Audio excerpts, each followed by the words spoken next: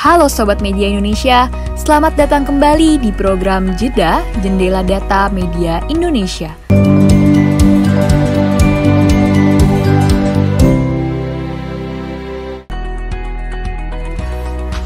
Penyakit mulut dan kuku atau biasa disebut PMK belum lama ini menghebohkan Indonesia. Penyakit yang banyak menyerang hewan ternak ini bahkan mendapat perhatian khusus dari Presiden Joko Widodo. Mengenai penyakit kuku dan mulut, saya minta ini Menteri Pertanian segera dilakukan lockdown, zonasi lockdown di wilayah. Berdasarkan data dari Direktorat Jenderal Peternakan dan Kesehatan Hewan Kementerian Pertanian Republik Indonesia, sampai 6 Juli 2022 terdapat 21 provinsi dengan 233 kabupaten dan kota yang tertular. Untuk jumlah hewan sakit mencapai 331.991 ekor, untuk hewan yang sembuh mencapai 114.011 ekor, dan untuk hewan yang mati mencapai 2.110 ekor.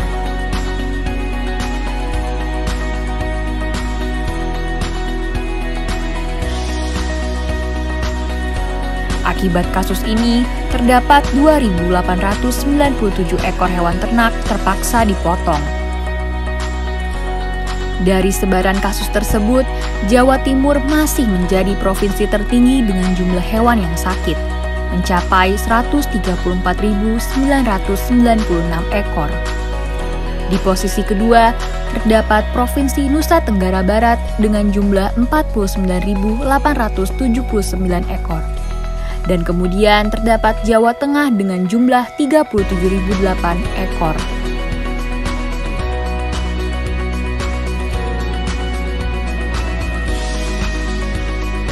Sebetulnya, apa itu penyakit mulut dan kuku yang bisa menjangkiti hewan ternak ini?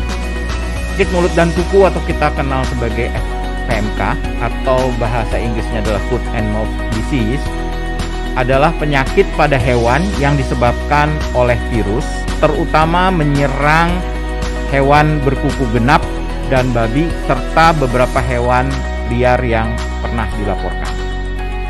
Menurut Dr. Hewan Dian Wahyudi Harjanti, PhD dari Fakultas Pertanian Universitas Diponegoro, Indonesia pernah mengalami wabah PMK pada tahun 1887 dan 1983.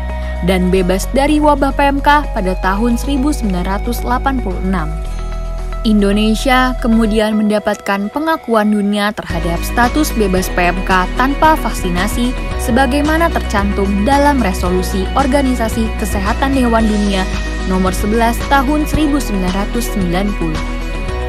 Berdasarkan wabah yang pernah terjadi sebelumnya, hewan yang rentan terkena penyakit ini ialah hewan yang berkuku genap, seperti sapi, kerbau, kambing, domba, rusa, babi, unta, dan beberapa jenis hewan liar seperti bison, antelop, jerapah, dan gajah. Masih menurut Dr. Hewan Dian Wahyudi Harjanti, PhD, terdapat beberapa hewan yang tidak berpotensi untuk menyebarkan dan terjangkit PMK, seperti anjing, kucing, hewan pengerat, dan unggas. Virus ini memiliki masa inkubasi infeksi alami dalam jumlah besar antara 2-3 hari, dan infeksi alami dalam jumlah kecil mencapai 10-14 hari. Kementerian Kesehatan sendiri telah mengeluarkan pernyataan bahwa penyakit ini tidak menular kepada manusia dan hanya terjadi di antara hewan ternak. Khusus untuk virus mulut dan kuku, virus ini memang adanya hanya di hewan yang berkuku dua. Jadi sangat jarang yang meloncat ke manusia, jadi tidak perlu khawatir dari sisi kesehatan manusianya. Memang ini merupakan penyakit yang sangat menular di kesehatan hewan, tapi sekali lagi untuk kesehatan manusia sangat jarang dia. Namun, virus ini sendiri memiliki beberapa jalur penularan pada hewan yang harus diwaspadai bagi para peternak hewan di Indonesia. Jadi virus ini bisa cara penularannya disampaikan ada 3 cara. Yang pertama itu langsung, kontak langsung, kemudian yang kedua itu melalui, jadi via baik melalui manusia, alat-alat kandang, mungkin produk-produk atau hasil ekskresi dari si sapi atau hewan yang terkena tadi, juga disampaikan bisa melalui udara. Dampak penyakit ini lebih dirasakan kerugiannya karena menyerang hewan ternak dan menular dengan cepat pada hewan ternak ke berbagai daerah. Oke, PMK itu penyakit yang sangat merugikan secara ekonomis, terutama bagi peternak. Pertama, karena penyakit ini menyebabkan gangguan produksi. Jadi kalau sapi perah itu langsung akan terjadi penurunan produksi susu, hewannya juga tidak mau makan sehingga kemudian akan menjadi kurus dan lain-lain, sehingga ini sangat merugikan.